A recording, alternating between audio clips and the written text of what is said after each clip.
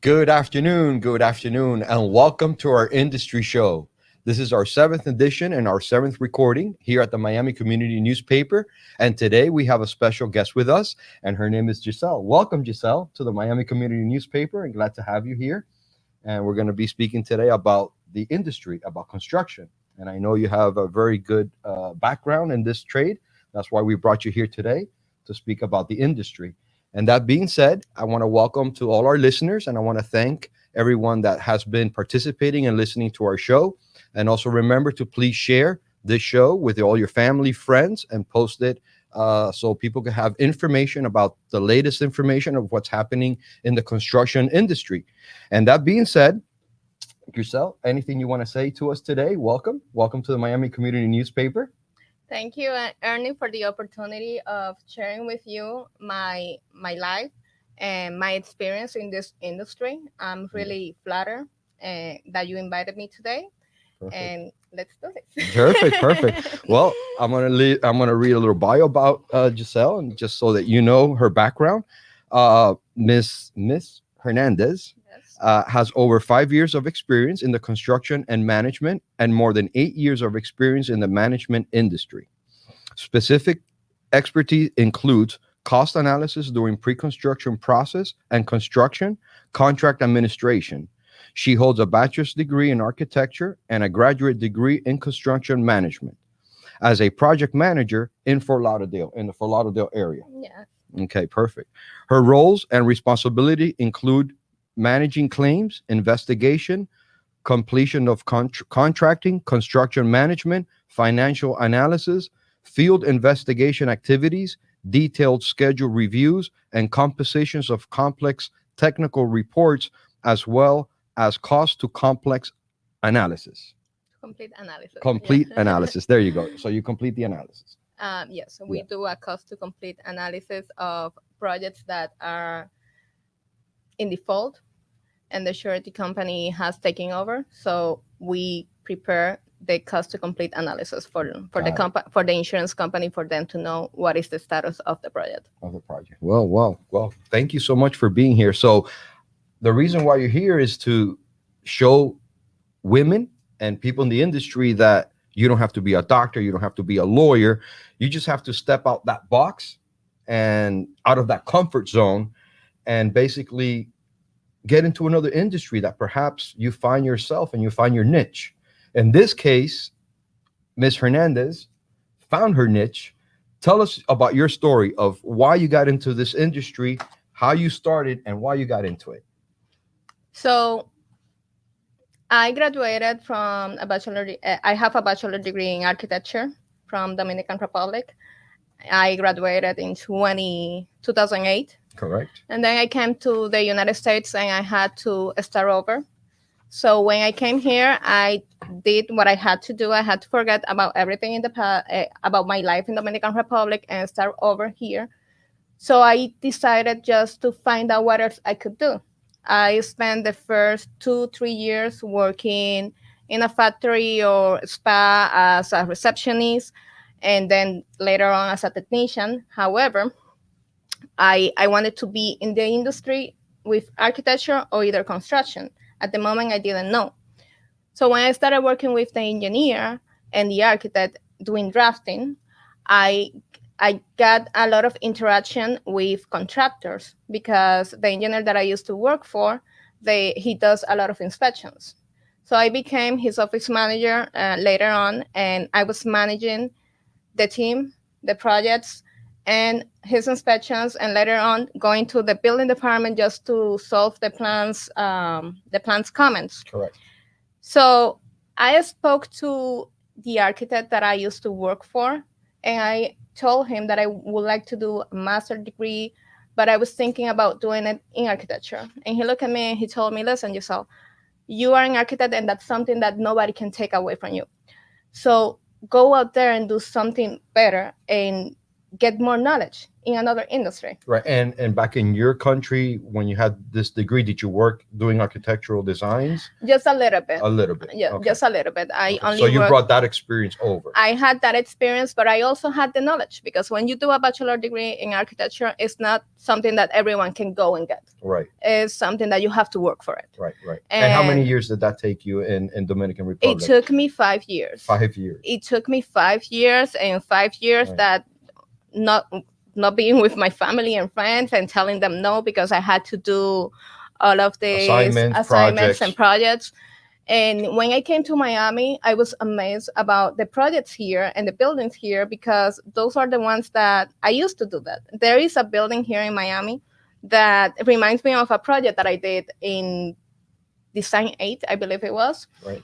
So I decided to keep looking and to find my new passion. So I went to Miami-Dade to see, just took a course really fast about construction management. What is it? And To find out what it's exactly. about. Right, right. So I did that. Unfortunately, the professor was someone that honestly I wouldn't recommend to anyone. But I made up my mind. I met some people and I told them, listen, I'm going to go and get my master, and I'm going to just Follow work it out. this degree. And I did. And when I finished my master degree, I got a job in the construction industry. Right. I started as an estimator, and I have worked my way up in this industry. And right now, I'm actually living my best life and just Yes, keep yes. learning And growing. And growing. That's the most important part, Right. the growth. And when I got my first job in construction, I told them, like, am I able to work within this company, because I don't like to jump around? And they told me, yes, absolutely. You will grow and you will learn anything that you need to learn to be a project manager, basically. I don't have all of the experience of people having 30 years in the industry, and I actually respect that, and I try to learn every day and to be close to those people, because that's something that is really important, not only in this industry but in life. You have to pay attention to the people that know better than you, because To learn, correct. you will learn something different. You will Mhm. learn something different. There's a added value to that. Yes, and I believe a lot in Mhm. leadership and mentorship. Mentorship, yes. And Yeah, I see that you do a lot of postings. I get all these postings from you every day, which they're very motivational, and that's what I like about you. And I brought you to the show because not only you're a woman, you're empowering women to go into an industry that they never would have thought they could do this. And myself, I mean, I'm in the HVAC business and the supply business, and we've hired, an employee that she's also female, had no clue, no idea about HVAC, and she's been with us now for about 9 months, and she's doing a great job dealing with contractors. So we need to send a message to women out there, and to anyone that is sitting at home with nothing to do, is go out there, get a course, learn about construction, learn about management, and work your way up. Yes. Because like you said, you started in Dominican Republic, you got here to the United States following an American dream. Yes, I'm sure. the American dream. Yes. The hard-working American dream. But we got to work hard, and we got to study. And that's the story they don't say behind the books. Exactly. And behind the scenes.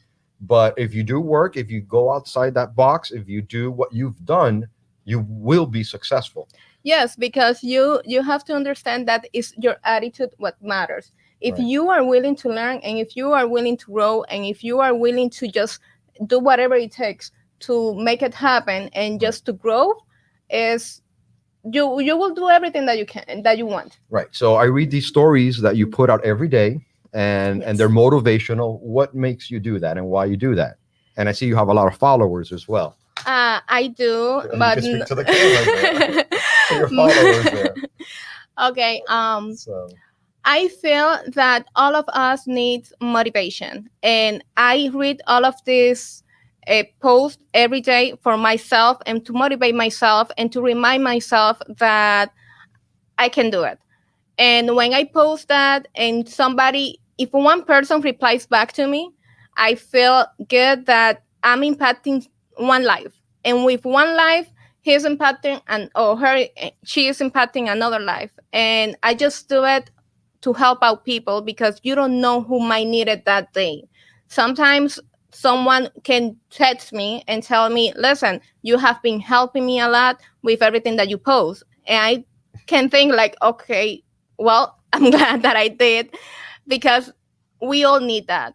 And I have people that have done that for me, so I just decided to do it, and keep just learning and motivating people, because that I think that's the most important thing, just to encourage each other to Right. keep growing. Right. This is not a mentor each other. it's not mentor only other. mentor, it's also coaching, it's Coaching. also a empowering people, because sometimes we get this imposter syndrome that who am I to be here, who am I to get a call from you. But actually, if I think about my life, I'm amazing, and I have to tell myself that, because I have a lot of people You that have to tell believe in yourself. I have a lot of people telling me that, and I didn't believe that, and I didn't believe in myself so much. But now I'm just empowering myself and telling myself, listen, you got this. You got And you can help people, and you can motivate people, and you can approach people. Well, I'll tell you, you're a natural. I know that you've never done an interview before, No. but see, you're a natural. You're doing it because you have the will, and you're expressing yourself to help others, and that's Yes. why you're here to send a I'm- voice and says you're empowered. I want to empower you, and I want to help you as well to do the move I did.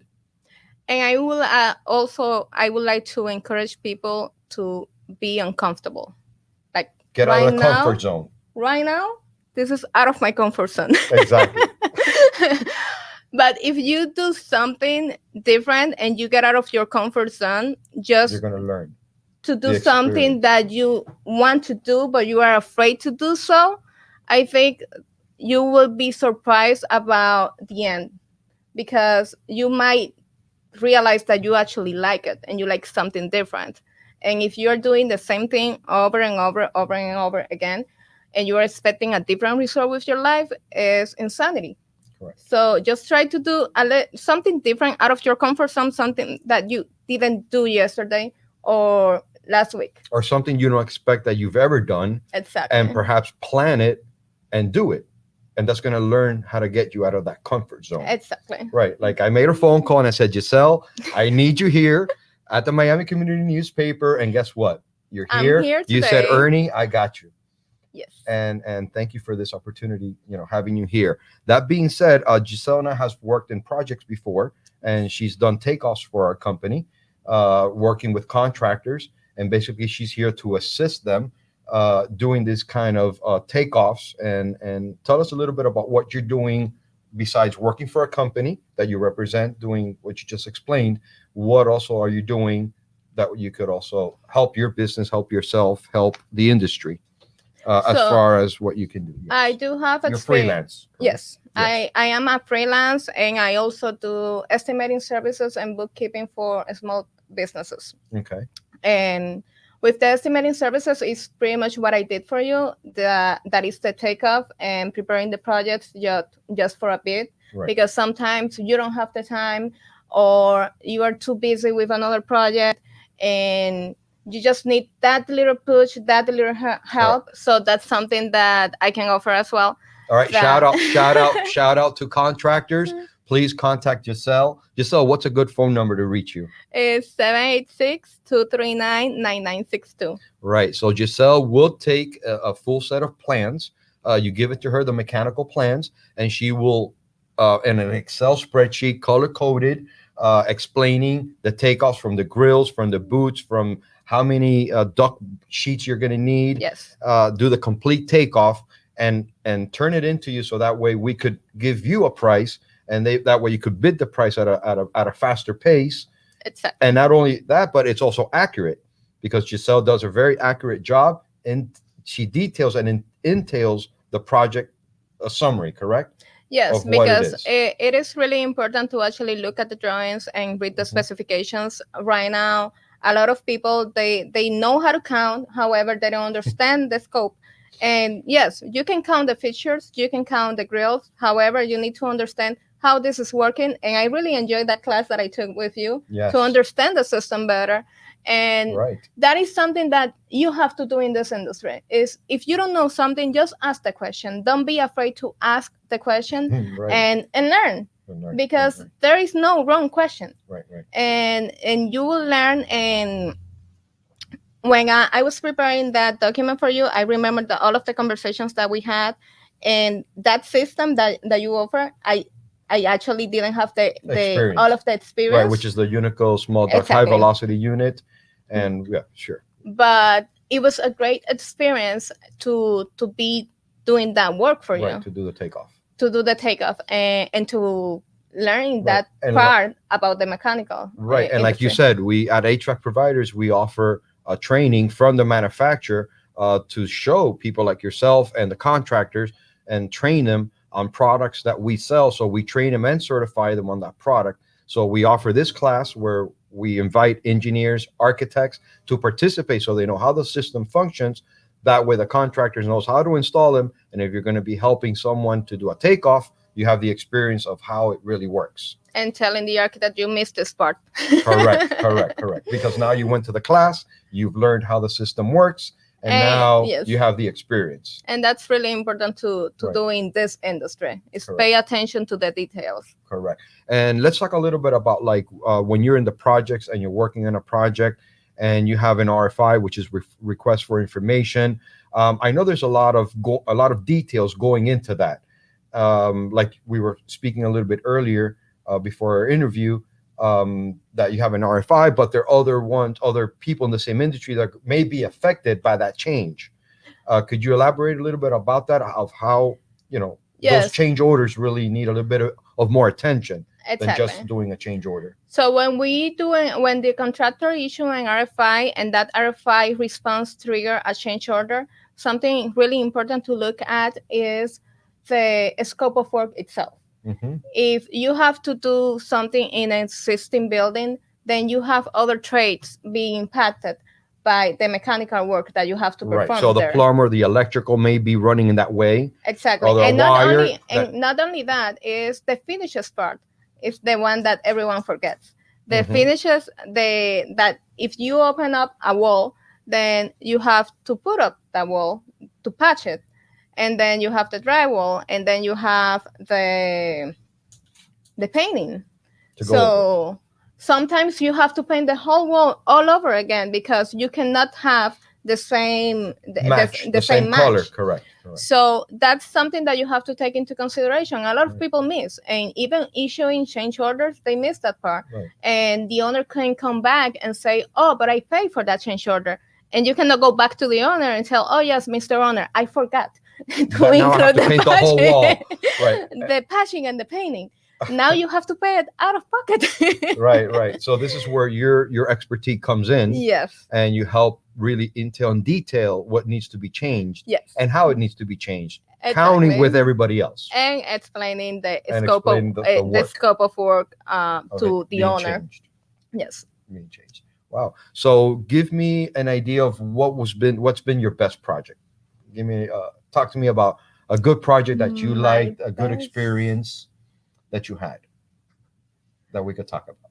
So this was a small project that I did, the pre-construction phase. Okay. I was not part of the construction itself, but I worked on the pre-construction. The company that I used to work for was had a contract as CM at risk, which is a type of contract that is fairly used here in Miami-Dade. Mm-hmm. And I had the opportunity. It was under 2 millions, and it was basically remodeling.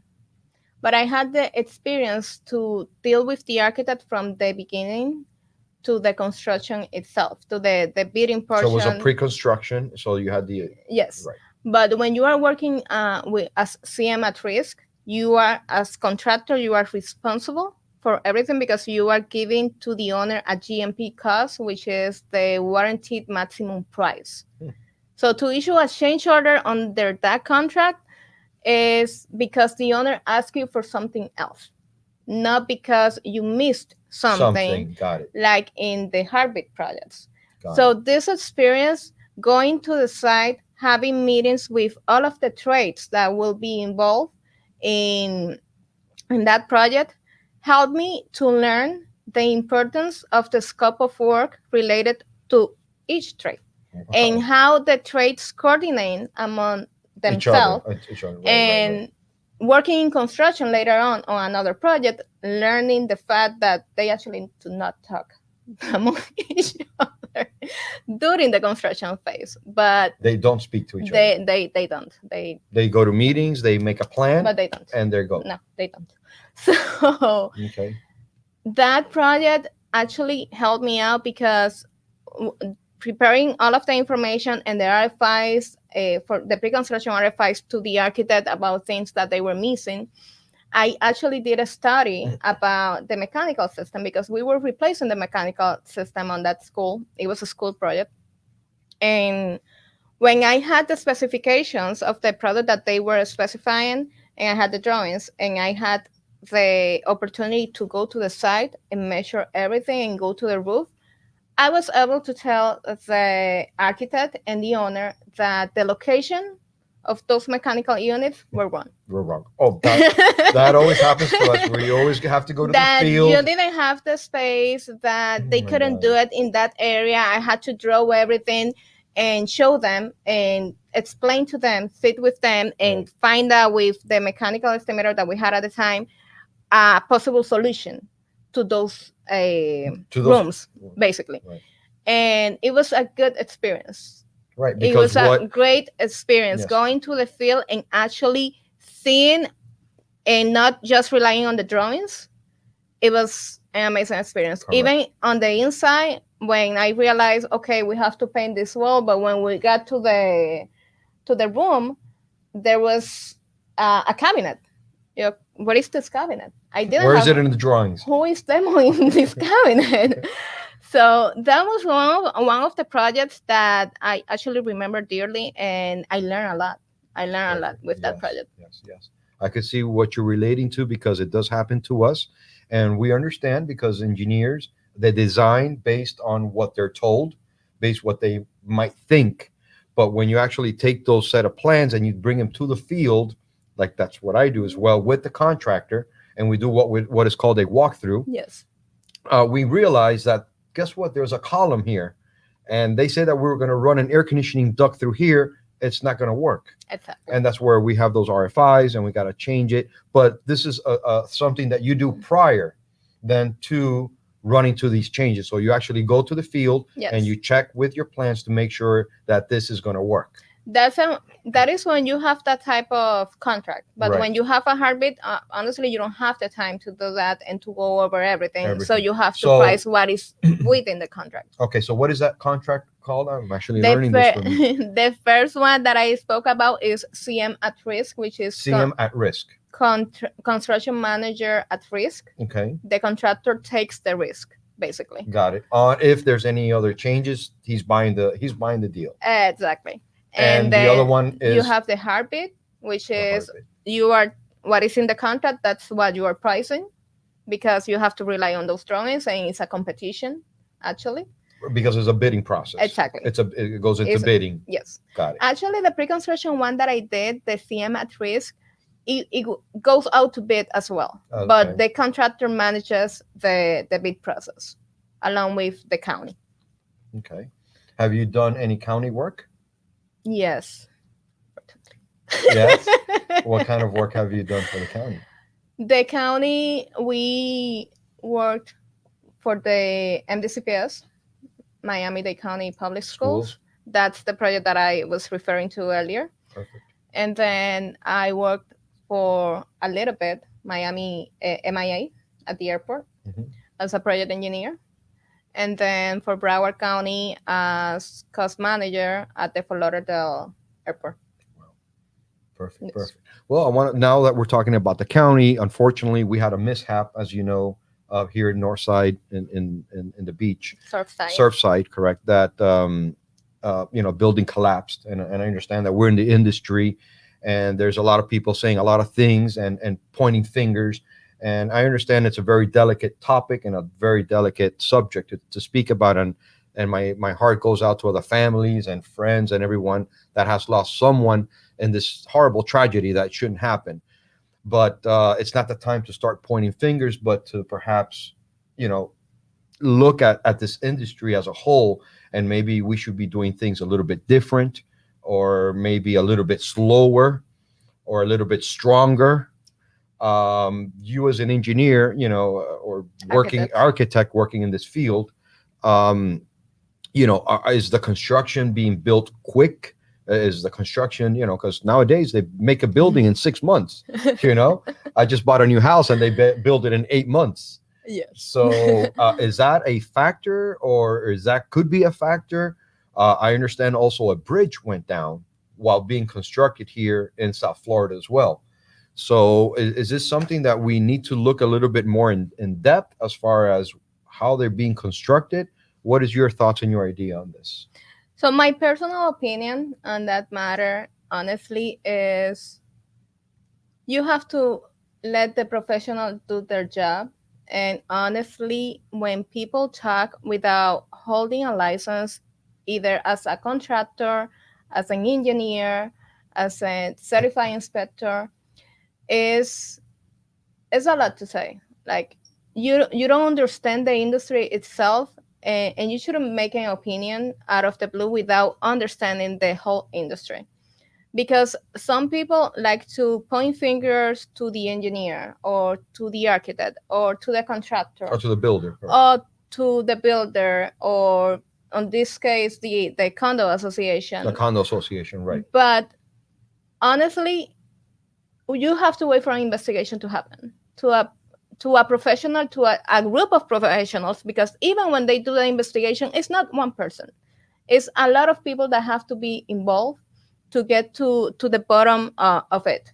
And a lot of consultants, inspectors, engineers, and actually professionals holding a license. And I'm just pointing on this because it might have been the structure, it might have been a wrong inspection, it might have been the construction itself, it might have been so many things, it might have been another project next to it, Right. it might have been the tide from the ocean. We don't know. We don't know until a full Could there have been a investigation. sinkhole? We have don't been- know. Right. We honestly don't know until a full investigation is complete. And as a consultant in construction, because right now I'm working as a consultant in construction, Right. even when we go to projects and people ask us questions when we are doing an inspection, we don't respond to those questions at the moment because we cannot reply back just, oh yes, I'm looking, that wall doesn't match, and my opinion is that they did a wrong job. No, probably when they finished that project, or that wall, it was good and it was complete and everyone did everything that they had to do right. What happened in between is the question. Right. So It's like a doctor. First, you need to find out what's wrong with the patient, run the exams exactly. to get the test results, Exactly. and then you can elaborate. Because right now, unfortunately, they are starting to point fingers at everyone without a thorough investigation. That's the bottom line. And they have to wait. And I don't like to entertain people just giving their opinion. Mhm. And the first question, honestly, that I ask is, what is your license?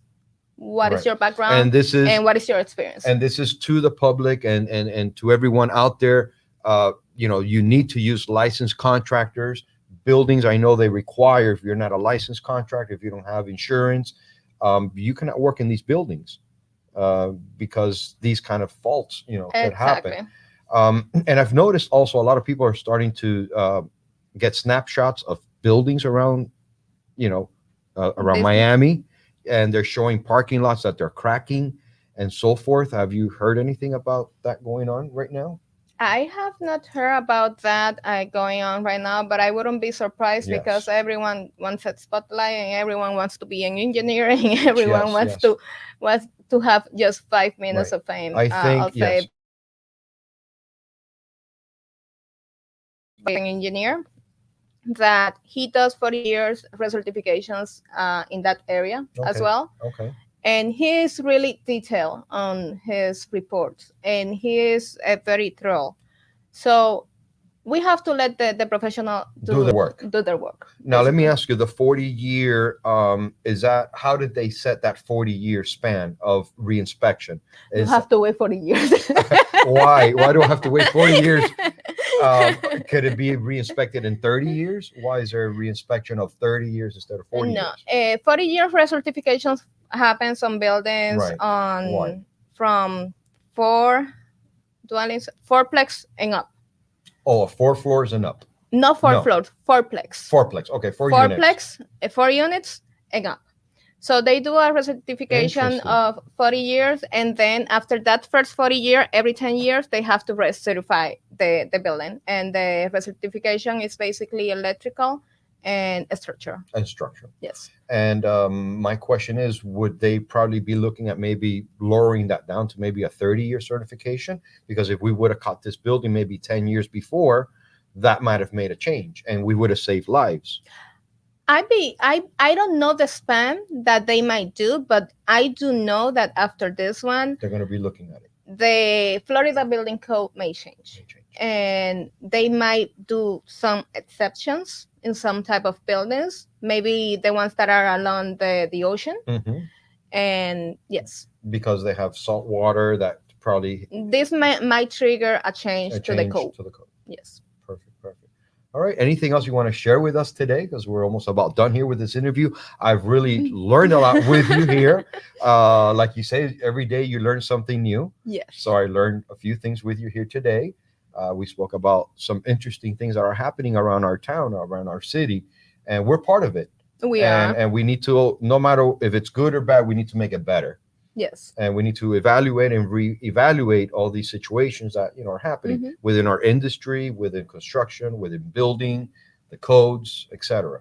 And we're all here to work together, like you're saying, and be a team. This is not a competition, and construction is teamwork. You cannot do it by yourself.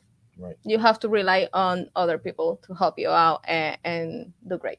Right. And before we go, tell us a little bit about your family and friends. Anything you want to say about your family, about your friends, your mom, your dad, anything that you want to shout out to them and say, hey, you're here.